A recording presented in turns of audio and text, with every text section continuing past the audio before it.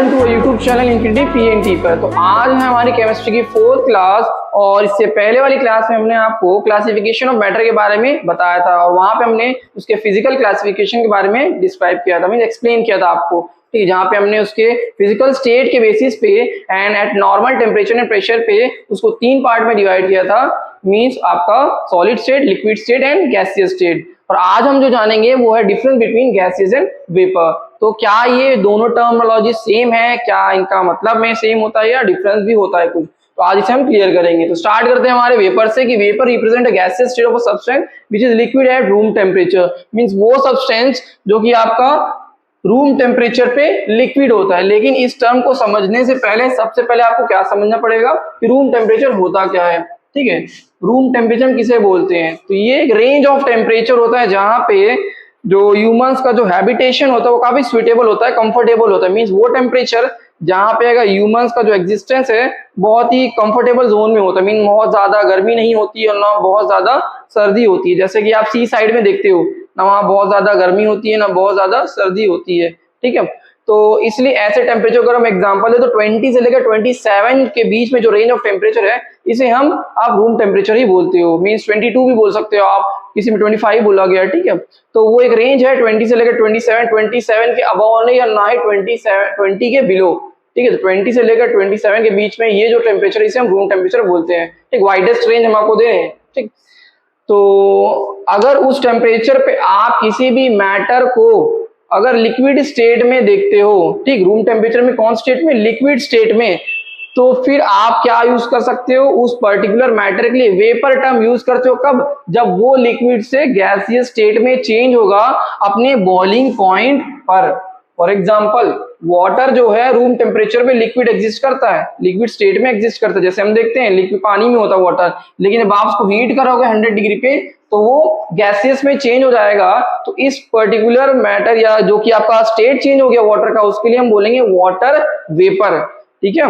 Water gas नहीं बोले, water vapour बोलेंगे, ठीक। और जब तक आपका लिक्विड स्टेट में था तो सिंपली हम उसे वाटर ही कहेंगे, क्योंकि रूम टेम्परेचर वो कौन से स्टेट में था, लिक्विड स्टेट में था, ठीक है। ये आपको क्लियर होना चाहिए। रूम टेम्परेचर अगर कोई लिक्विड है तो उस पर्टिकुलर मैटर के लिए हम गैस टर्म वेपर यूज कर सकते हैं टर्म, जब उसका वो अपना गैस या स्टेट को चेंज करेगा एट बॉइलिंग पॉइंट, ठीक है। और उम्मीद है बॉइलिंग पॉइंट आपको क्लियर होगा, लोअर क्लास में पढ़ते चले आओ कि temperature at with the liquid start boiling, या वो अपने स्टेट को चेंज करता है टू द गैसियस स्टेट, ठीक है। तो उसी तरीके से अब substance which is in gaseous state of room temperature, वो सब्सटेंस जो कि गैसियस स्टेट में होता है रूम टेम्परेचर पे। फॉर एग्जांपल एमोनिया की बात करें, एमोनिया का जो बॉइलिंग पॉइंट है वो -33 डिग्री अप्रोक्सीमेट 33 डिग्री है, माइनस वो भी मीन्स ये तो 0 से कम है, ठंडे में ही उसका बॉइलिंग पॉइंट हो जा रहा है, मीन्स वो लिक्विड से गैसेस में चेंज हो जा रहा है। ये तो रूम टेम्परेचर से पहले ही गैसियस में, अगर हम रूम टेम्परेचर की बात करें फिर तो गैस में एग्जिस्ट करेगा, है ना। बॉइलिंग पॉइंट माइनस में है, वो पहले ही गैस में चेंज हो गया, और बढ़ाओगे ही 20 तक लाओगे तब तक फिर तो गैसियस में ही रहेगा।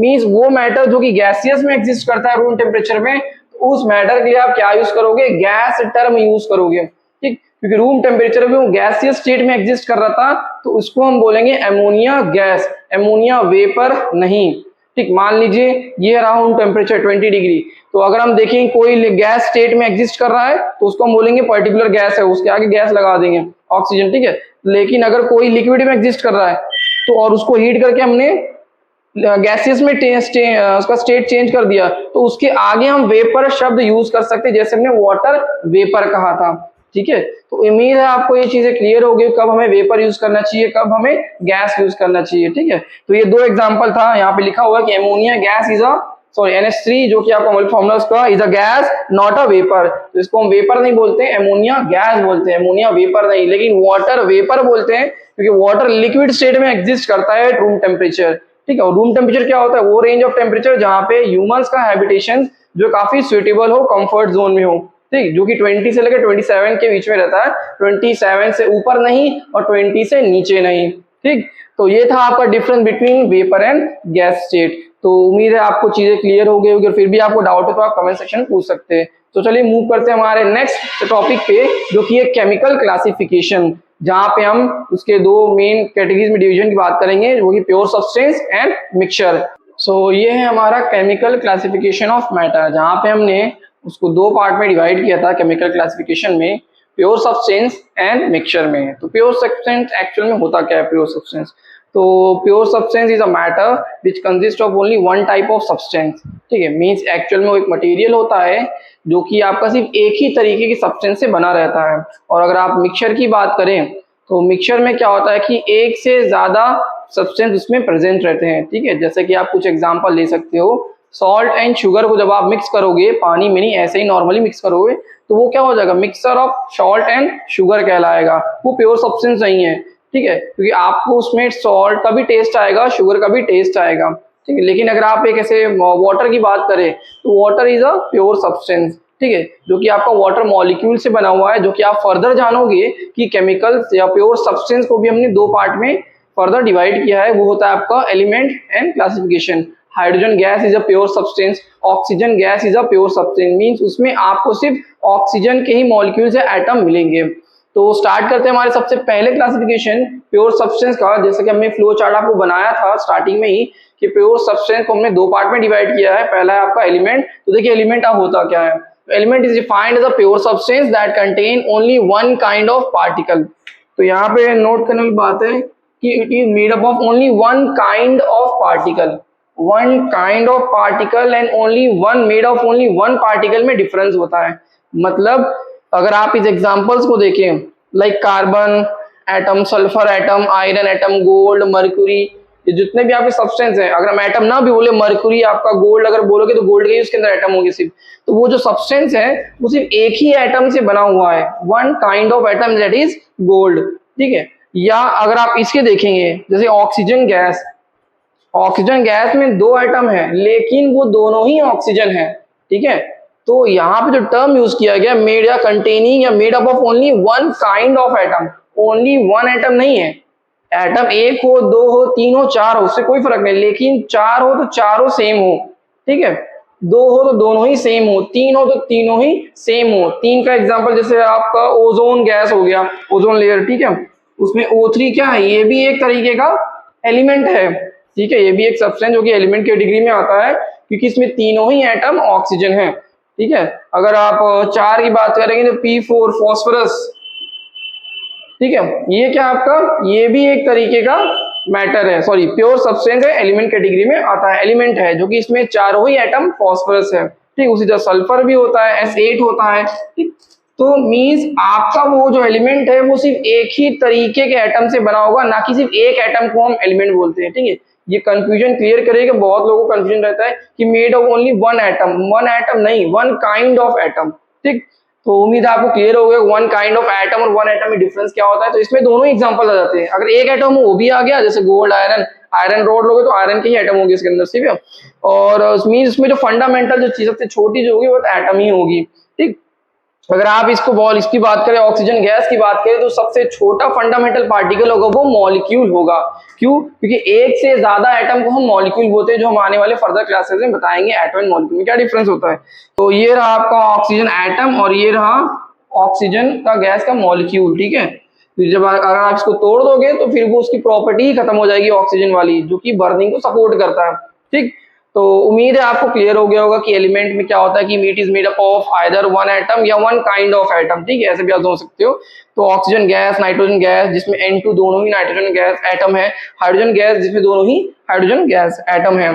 सम other example where the constituent particle is molecule which contain two और मोर एटम कंबाइंड टुगेदर। ठीक है, मींस उसमें आपके मॉलिक्यूल सबसे छोटा कॉन्स्टिट्यूएंट पार्टिकल होता है कि जब इसको और तोड़ दोगे फिर तो वो प्रॉपर्टी एग्जिस्ट नहीं करेगी ऑक्सीजन वाली। ठीक है, तो ये आपके कुछ ऐसे एलिमेंट के एग्जांपल जिसमें एक एटम सबसे छोटा पार्ट में आपका फंडामेंटल पार्टिकल एटम होता है, और ये ऐसे एग्जांपल थे एलिमेंट के जिसमें सबसे छोटा पार्टिकल मॉलिक्यूल होता है। ठीक, तो और इसको जो टर्म जो जिसने दिया था, सबसे पहला जो टर्म एलिमेंट जिसने यूज किया तो वो था रॉबर्ट बॉयल इन 1961। तो एक टर्म याद कर लीजिए, वैसे कुछ काम का नहीं फिर भी पता होना चाहिए कि Robert Boyle was the first scientist to use the term 1961। ठीक, तो दिस आर द पार्टिकल में कंटेन है। तो यहाँ पे दूसरा पार्टिकल दूसरा स्टेटमेंट भी मेंशन है कि दिस पार्टिकल्स में भी एटम और मॉलिक्यूल। ठीक है, तो ये जो एग्जांपल थे वो एटम के थे, ये जो एग्जांपल थे वो मॉलिक्यूल के थे।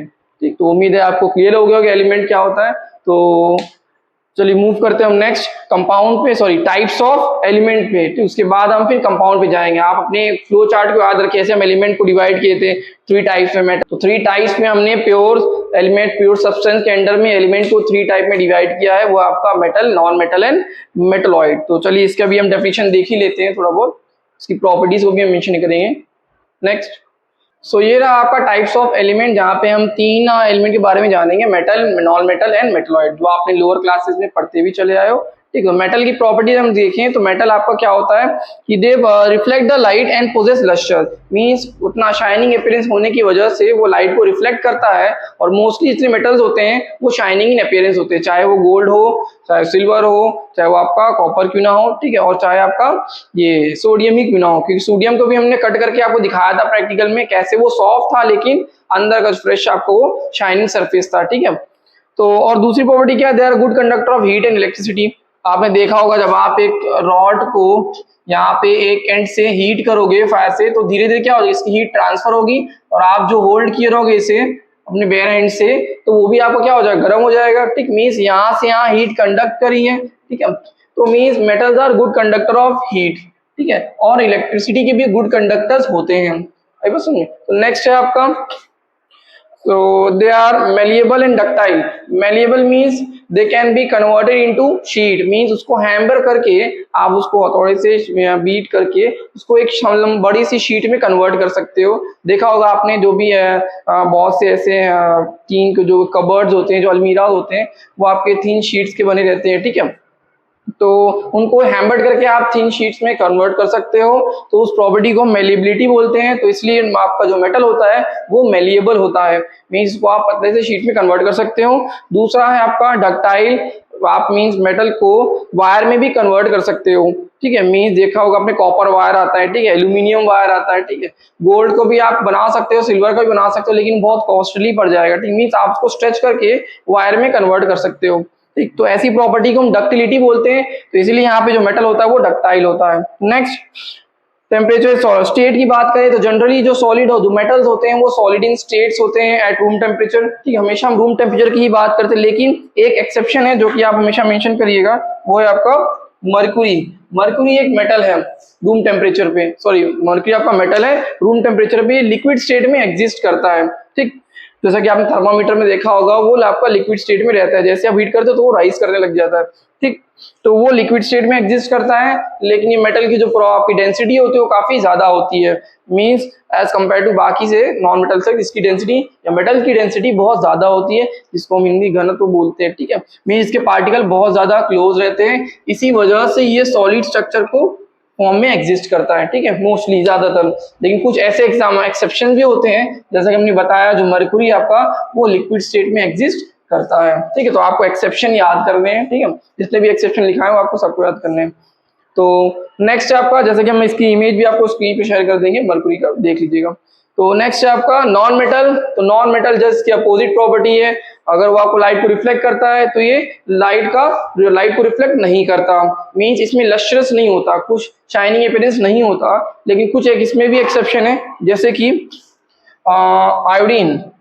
ठीक है, आयोडीन का सब आपका क्या होता है, वो काफी लस्ट्रस होता है, सही शाइनिंग होता है, जैसा कि आप स्क्रीन पे देख सकते हैं इमेज को। ठीक है, और फिर आपका ये क्या होता है, ये अगर मेटल आप एक गुड कंडक्टर है तो ये बैड कंडक्टर है या पुअर कंडक्टर ऑफ इलेक्ट्रिसिटी है, लेकिन electricity and heat except graphite. आपने देखा होगा बैटरी सेल में हम ग्रेफाइट के रॉड्स को भी यूज करते हैं। ठीक है, ड्राइड सेल में जो ड्राई सेल 5 वाले आते हैं उसमें रॉड्स देते हैं ग्रेफाइट के। ठीक है, तो वहां पे क्या होता है, आपके ग्रेफाइट सेल्स यूज किए जाते हैं, जो कि एक गुड कंडक्टर होता है। ये नॉन मेटल लेकिन good conductor of electricity and heat है। ठीक, फिर क्या है, दे आर ब्रिटल। अगर सॉल्ट मेटल्स आपके हार्ड होते हैं तो ये ब्रिटल होते हैं। ठीक है, और फिर नेक्स्ट है, they exist in all 3 state. अगर स्टेट की बात करें, फिजिकल स्टेट की बात करें, तो मेटल्स जनरली सॉलिड में होते हैं, ये जो होते हैं वो लगभग तीनों स्टेट में आपको एग्जिस्ट करते हुए दिखाई देंगे। फॉर एग्जांपल, कुछ एग्जांपल सॉलिड के, जैसे सल्फर, जैसे कि आप स्क्रीन पे देख सकते हैं सल्फर की फोटो। फिर आता है फॉस्फोरस एंड आयोडीन, ये आपके सॉलिड स्टेट में एग्जिस्ट करते हैं। दूसरा है लिक्विड, ब्रोमीन गैस, आप पढ़ते चले जाओ, लिक्विड से रूम टेम्परेचर में लिक्विड में एग्जिस्ट करता है, इसलिए पैक्ड सील जो कांच होती है उसमें आते हुए। ठीक है, आप जस्ट स्क्रीन में देख सकते हो। फिर आता है गैसेस। गैसेस में आपका oxygen, nitrogen, chlorine and hydrogen gases, ये सारे गैसेस है रूम टेम्परेचर। हमेशा रूम टेम्परेचर की बात हो रही है, स्टैंडर्ड टेम्परेचर एंड प्रेशर। ठीक है, क्योंकि रूम टेम्परेचर हम लेते हैं। ठीक, तभी हम उसके फिजिकल स्टेट को जज कर सकते हैं, कंपेयर कर सकते हैं। तो ये लगभग तीनों ही स्टेट में आपके एग्जिस्टेंस में है, लेकिन मेटल की बात करें तो जनरली सॉलिड ही होते हैं। कुछ एक एक्सेप्शन है, जैसे कि आपका मरकुरी था, लेकिन यहाँ पे आपको सॉलिड में भी एग्जिस्ट कर रहा है, लिक्विड में मिल रहा है कुछ एग्जांपल, और आपको गैसेस में भी एग्जिस्ट मिल रहा है। तो एक ब्रोमीन को याद रखिएगा कि ब्रोमीन जो होता है ऐसा नॉन मेटल है जो लिक्विड स्टेट में है। अक्सर पूछ लिया था, name one non metal which is liquid in state at room temperature, ठीक है, तो वो ब्रोमीन होता है। नेक्स्ट देखिए मेटलॉइड। तो जस्ट मेटलॉइड जैसे ये आपके दो एक्सट्रीम प्रॉपर्टीज है, ठीक, अपोजिट एक दूसरे के। तो जो मेटलॉइड है ये कहीं बीच में लाई करता है, ये आपका मेटल की प्रॉपर्टी शो करता है, नॉन मेटल की प्रॉपर्टी शो करता है। Means this element possess the characteristic of both metal and non metal as well as non metal, sorry दोनों ही प्रॉपर्टी एग्जिस्टेंस शो करता है, ठीक है, इसलिए आपका इसका इस तरीके के एलिमेंट को हम बोलते हैं मेटलॉइड। और ये बहुत ही रेयर होते हैं, बहुत ही बाकियों से कंपेयर करें तो बहुत कम है, ठीक है, और इनका यूज भी ज्यादा है। जो चीजें रेयर होती है उनका यूज भी ज्यादा होता है। मींस जितने भी आपके सोलार पैनल है, ठीक है, वो आपके सिलिकॉन से बने रहते हैं लगभग 90%, ठीक है, तो आप देख सकते हो सिलिकॉन यहाँ पे भी आ रहा है, जर्मेनियम को भी इस्तेमाल होता है, ठीक है। तो ये सेमीकंडक्टर्स इनको बोला जाता है, ठीक है, ये कंडक्टर है, ये इंसुलेटर, ये सेमीकंडक्टर्स है। और सेमीकंडक्टर का इलेक्ट्रॉनिक सर्किट बनाने में बहुत ज्यादा उपयोग है, ठीक है, आप माइक्रोचिप बनाते हो तो बिना सेमीकंडक्टर के आप बना ही नहीं सकते, ठीक है, तो इसलिए ये रेयर भी है, इसलिए इनका कॉस्ट भी ज्यादा होता है, ठीक। तो ये थे कुछ एग्जांपल आप देख सकते हो, arsenic, bismuth, antimony, germanium and silicon. तो ये था आपका कुछ प्रॉपर्टी जो आप पढ़ते ही चले आए 6, 7, 8 से। तो एक रिकैप था, ठीक है, जल्दी से हमने लिखा भी दिया, और कुछ एक्सेप्शंस को आप याद रखे रहिएगा, ठीक, एक्सेप्शन मत भूलिएगा, और जो जनरल प्रॉपर्टी बाकी तीनों की थी वो हमने आपको एक्सप्लेन कर दी। और इसके भी कुछ एग्जांपल देख लीजिए मेटल के, जैसे सिल्वर हो गया, गोल्ड हो गया, एल्यूमिनियम हो गया।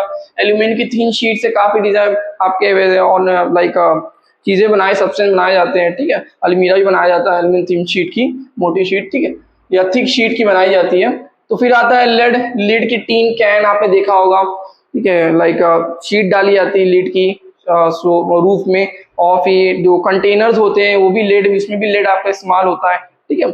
और फिर टीन हो गया, टीन का भी इस्तेमाल होता है, टीन के बर्तन यहाँ पे आते हैं, ठीक, कैन में, ऑयल, कैस्टर ऑयल में, आप देख सकते हो यहाँ पे स्क्रीन पर शेयर कर रहे इमेज। फिर आता है आपका मरकुरी, जो कि एक मेटल है लेकिन लिक्विड में ही है, ठीक है, इसकी भी आप स्क्रीन पे इमेज देख सकते हो।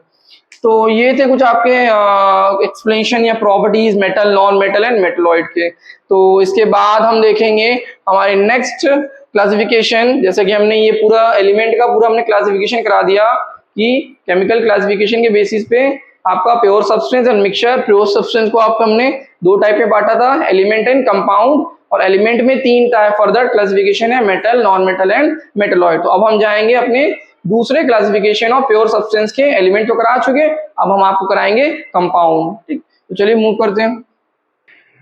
सो ये है हमारा दूसरा टाइप ऑफ प्योर सब्सटेंस, जो हमने एक पढ़ा था अभी कि प्योर सब्सटेंस को हमने दो टाइप में डिवाइड किया था, वो है एलिमेंट और दूसरा कंपाउंड। सो कंपाउंड क्या, actually compound is a pure substance containing two और more than two element combined together in a fixed ratio by mass.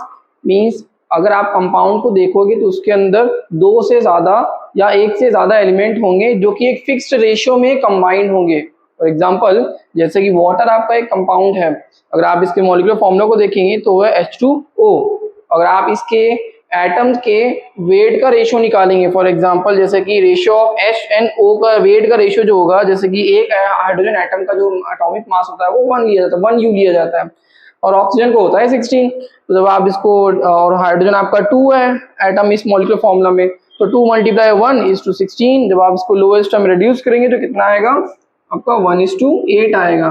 Means जब भी हाइड्रोजन और ऑक्सीजन कंबाइंड होंगे 1:8 के रेशियो में बाय मास या बाय वेट, तो वो हमेशा वाटर ही बनाएगा, ठीक है। तो इसी तरीके से जितने भी कंपाउंड है, हर एक एटम का अलग अलग फिक्स्ड रेशियो होता है, ठीक है। उस मॉलिक्यूलर फॉर्म जितने भी एटम्स होंगे वो फिक्स रेशियो में ही या आपका वो कंपाउंड बनाएगा, और ये फिक्स है, ये चेंज नहीं होता। अगर चेंज हो गया तो मतलब फिर वाटर ही बनाएगा, वो दूसरा कंपाउंड बना सकता है, ठीक।